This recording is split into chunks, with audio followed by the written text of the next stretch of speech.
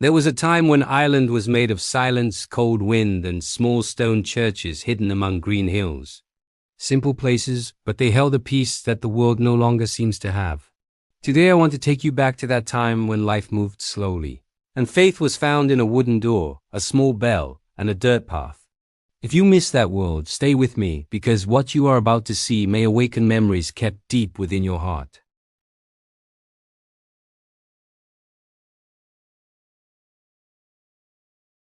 They were humble constructions, made of cold stone and calloused hands, erected by people who had little but carried much in their hearts.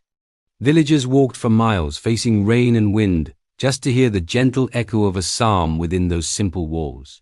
Inside there was no luxury, no glitter. There was only the certainty that this was a safe place where time seemed to stand still.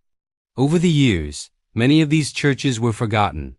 Grass grew around them, the roofs collapsed, the walls were marked by the wind. But even so, they remained standing. They withstood war, cold, and the changes of the world, because each stone held stories, tears, smiles, and the faith of entire generations. Today, when we look at these old ruins, we realize something simple.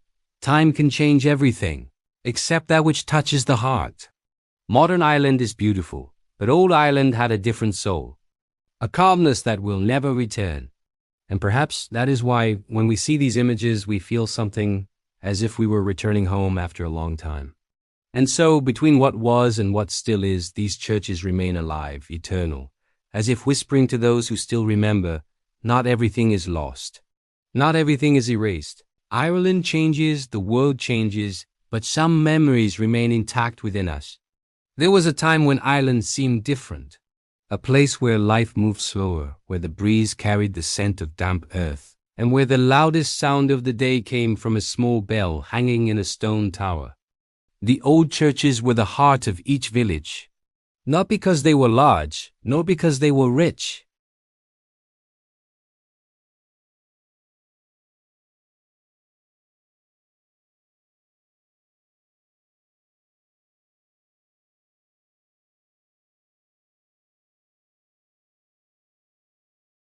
Each wall held stories of entire families. Inside there was no luxury. There were no new pews. Often it was just an old table, a wooden cross and candles that illuminated the heart more than the floor. But it was enough. Because in those days faith was great, even when life was small. Over the years, the world changed. Cities grew, roads were paved, sounds got louder, and haste took the place of calm.